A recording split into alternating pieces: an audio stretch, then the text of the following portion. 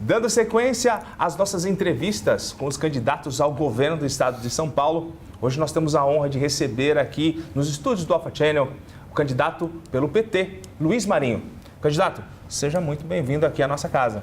Queria cumprimentar o Rodrigo, cumprimentar os internautas, os telespectadores, agradecer a oportunidade de estar aqui e falar um pouquinho sobre a nossa história, sobre a nossa pretensão. Sabe que eu sou filho do interior, nasci numa cidade chamada Cosmorama, na região de Rio Preto, cresci em Santa Rita do Oeste, puxei enxada dos 6 anos de idade aos 17 anos de idade, até o meu pai resolver vir para São Paulo, Zona Leste. Fui parar no ABC, São Bernardo do Campo, funcionário da Volkswagen, 38 anos e meio, dirigente do Sindicato Metalúrgico do ABC, presidi por 7 anos, presidi a Central Única dos Trabalhadores, fui candidato a vice-governador na chapa do Genuíno em 2002, quando nós elegemos o presidente Lula. Fui ministro do Trabalho de 2005 a 2007, tive a responsabilidade de instituir a política de salário mínimo, geração de emprego. Foi a época que nós mais geramos emprego nesse país. No governo Lula, quem queria trabalhar tinha emprego, precisamos voltar esse tempo.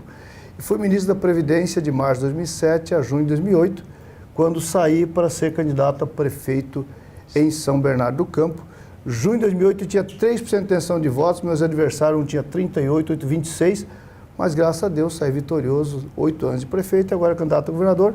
À tua disposição e dos telespectadores. Ótimo, então vamos começar o nosso bate-papo aqui?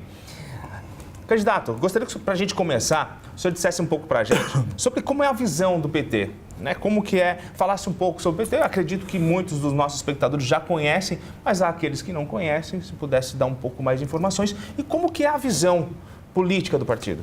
O PT tem uma visão de seguinte maneira: governa para todos, mas com as suas prioridades ao mundo do trabalho, gerar oportunidades, elevar as condições de conquistas das mulheres, dos jovens, dos negros, dos índios, ou seja, dos de baixo, diminuindo a distância de cima e de baixo. Creio que na medida que você distribui mais rendas, você consegue ajudar a todos e dar oportunidades a todos os segmentos sociais e todas as camadas sociais. Eu creio que esse é um modelo mais justo para todo mundo. Onde poucos têm muito e muitos têm nada, isso é um mundo muito injusto e o Brasil está voltando a esse patamar.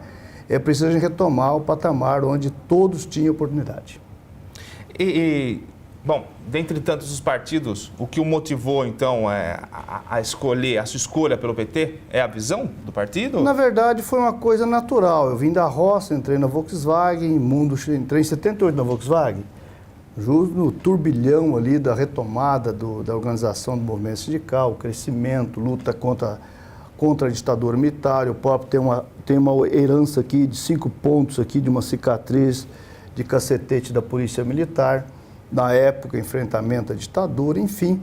Isso nos conduziu naturalmente para o processo. Eu fui signatário do abaixo-assinado na fundação do partido, mas foi vingar a minha filiação depois da 4ª tentativa, na década em 84, mas desde a fundação a gente vem participando, militante. Foi parte natural desse processo do reencontro, a chegada do interior, vinda do movimento sindical e o nascimento do PT e, na sequência, a fundação da CUT. Fui fundador, participante da fundação da Central Única dos Trabalhadores, fui dirigente em várias instâncias da Central Única, e foi, portanto, um casamento natural. Uma evolução natural da trajetória. Perfeitamente. Muito bem. Seguindo aqui, o que motivou o Luiz Marinho a essa grande empreitada que é a candidatura ao governo do estado tão grande como São Paulo? De novo, foi uma coisa muito natural. Em 2014, eu estava prefeito de São Bernardo do Campo. Boa parte da militância do PT queria que eu colocasse o nome à disposição para ser candidato a governador. Eu disse que eu não aceitaria, em hipótese alguma, renunciar ao mandato de prefeito para ser candidato a governador, na medida que eu tinha um compromisso de mandato integral com o povo de São Bernardo do Campo. Mas se o PT necessitasse, em 2018 eu estaria pronto para ser candidato a governador, e aproveitei 8 anos de prefeito de São Bernardo do Campo para fazer verdadeiros laboratórios de políticas públicas em todas as áreas, para agora colocar à disposição do povo de São Paulo. Abrindo um parênteses aqui, o senhor pode dizer que nesses 8 anos de gestão em São Bernardo, qual foi o maior aprendizado? Olha, primeiro, cuidar bem das pessoas, olhar para a necessidade das pessoas do ponto de vista da habitação, da educação, da saúde, da segurança pública, evitar que as pessoas morressem em área de risco, como acontece em muitas cidades brasileiras e no estado de São Paulo. Em São Bernardo, por exemplo, em 2005, 12 pessoas morreram soterradas. Isso era, quando eu assumi, esse era um desafio muito grande. Graças a Deus, nós conseguimos eliminar grande parte das áreas de área de risco da cidade, aliás, da sua quase totalidade. Fizemos uma gestão bastante transformadora da realidade da cidade de São Bernardo do Campo e, acima de tudo, cuidando dos mais necessitados. Santana de Parnaíba e Barueri são 2 cidades que há muito tempo já vivem sob um comando tucano, né? Como que o senhor pretende rescindir esse contrato e por meio de parcerias e estabelecer um comando do seu partido na região e também para a região oeste, propostas para a região oeste? Veja, o governador do estado, ele tem que lidar com todas as colorações partidárias, né? Independente de qual partido que o prefeito participe ou não participe. Agora, a minha visão sobre pensar o estado, nós temos que pensar o planejamento do estado a partir dos territórios de cada região. Então, Barueri e Santana do Parnaíba faz parte de uma macro-região do estado de São Paulo, que deve, a partir dali, você olhar os desafios a partir do forte diagnóstico que vai nos dar os problemas e os potenciais e, a partir disso, incorporar a visão dos prefeitos e prefeitas, dos empresários, dos trabalhadores, da imprensa. A imprensa é importante para dar transparência a um planejamento e a região se enxergar no planejamento orçamentário. Eu costumo dizer que se você não colocar no planejamento orçamentário, vira conversa fiada. Como tem virado conversa fiada o PSDB governando 24 anos no estado de São Paulo e muitas regiões, promete e as coisas não saem do lugar. É preciso que coloque no planejamento orçamentário. Portanto, o primeiro ano, ou seja, 2019 é o primeiro ano do mandato, onde você planeja o plano plurianual para os próximos 4 anos, e é aqui que cada região tem que enxergar qual é a sua fatia dessa participação desse bolo do planejamento de curto prazo para os próximos 4 anos. Portanto, a região tem que dizer quais são as suas prioridades, do ponto de vista da região, o que deve ser colocado como prioridade 1, 2 e 3, e você enfrentar esse dilema no planejamento orçamentário. Isso vale para a educação, vale para a saúde, vale para a segurança pública, mas é evidente que a gente tem a visão social do que nós devemos atacar.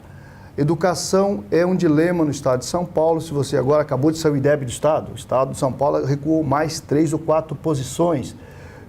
Os indicadores da educação do estado hoje é pior do que os indicadores de 1995, quando o PSDB iniciou a sua série histórica contínua de gestão do estado de São Paulo. Portanto, educação é uma prioridade, casada com cultura e esporte e novas tecnologias, porque aqui é que você vai interromper o fornecimento de mão de obra para o crime organizado, ou seja, gerando oportunidade para a nossa juventude. Se você gerar oportunidade para a juventude, você interrompe esse processo de fornecimento de mão de obra para o crime organizado e diminui, impacta também na criminalidade, ou seja, segurança você não faz só com polícia, você faz com polícia, que precisa ser restaurada, tanto a civil, que o PSDB desmontou a Polícia Civil no estado de São Paulo, tanto a militar, com mais efetivo, com valorização profissional, com salário, com equipamento, inteligência, tecnologia, mas não é só, você precisa também trabalhar educação com prioridade absoluta na qualidade da educação, sair da era do giz para ir para a era digital,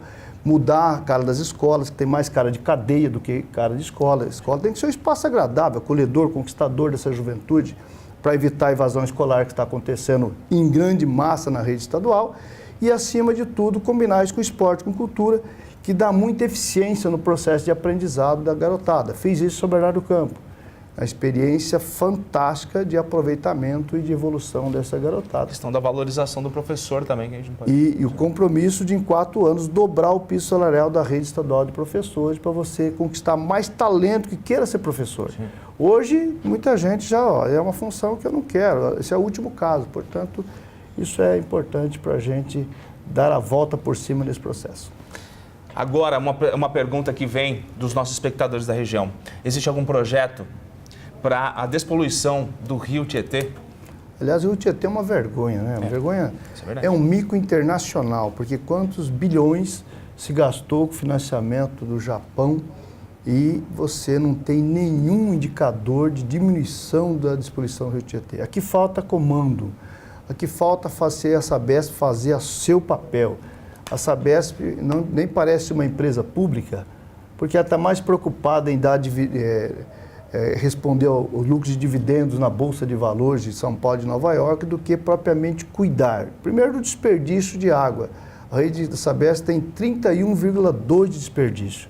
Se tivesse resolvido isso, não teria tido a última crise hídrica, por exemplo. E, além disso, coletar e tratar o esgoto. Metade dos esgotos coletados pela Sabesp, apesar dela cobrar como se o tratado fosse, ela não trata. Ela coleta e devolve para os rios, devolve para as nascentes, devolve para as represas, ajudando a polícia, cometendo um crime ambiental todos os dias.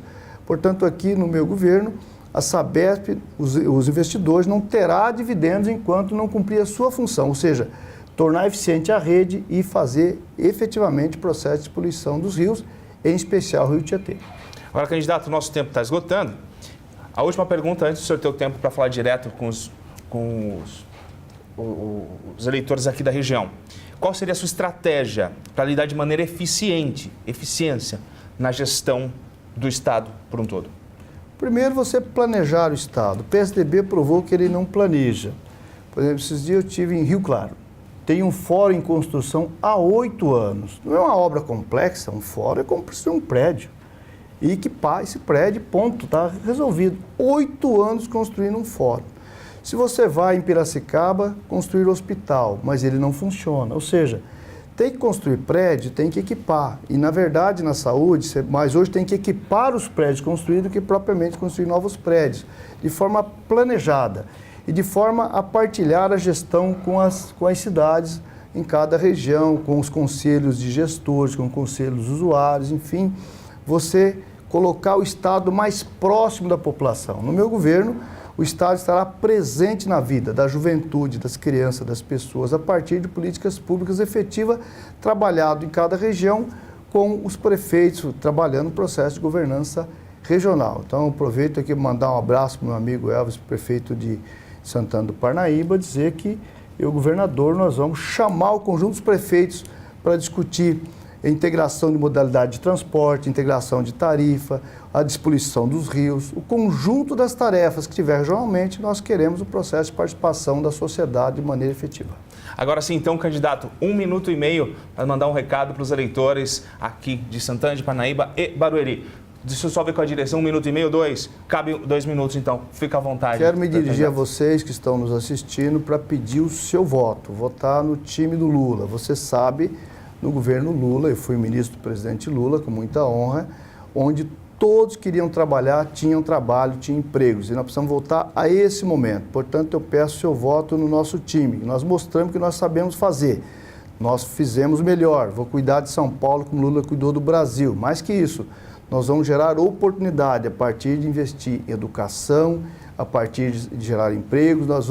A meta mínima é gerar 2 milhões de empregos no meu governo. Portanto, eu quero contar com você nessa empreitada para poder cuidar da juventude, das mulheres, cuidar da segurança, cuidar para valer das delegacias funcionar 24 horas por dia que não funciona. Se tem alguém que não pode assumir compromisso de fazer qualquer coisa, é o candidato do PSDB, porque tiveram 24 anos para resolver todos os problemas, não resolveram um. É só retrocesso na educação, na saúde, na segurança pública, na habitação, enfim. Conto com você votando 13. Então, tivemos aqui o candidato ao governo do Estado, Luiz Marinho. Candidato, muito obrigado por sua presença, por senhor atender ao nosso pedido, por vir aqui, falar com a gente, falar com os eleitores aqui da região e sinta-se sempre com as portas abertas aqui para o senhor e o seu time sempre vir aqui à nossa casa. Rodrigo, eu que agradeço a você, a direção, agradeço os telespectadores pela atenção. Aquele abraço, até lá, espero que a gente possa fazer mais por São Paulo do que nos últimos 24 anos o PSDB fez. Valeu, obrigado. Eu que agradeço. Muito obrigado.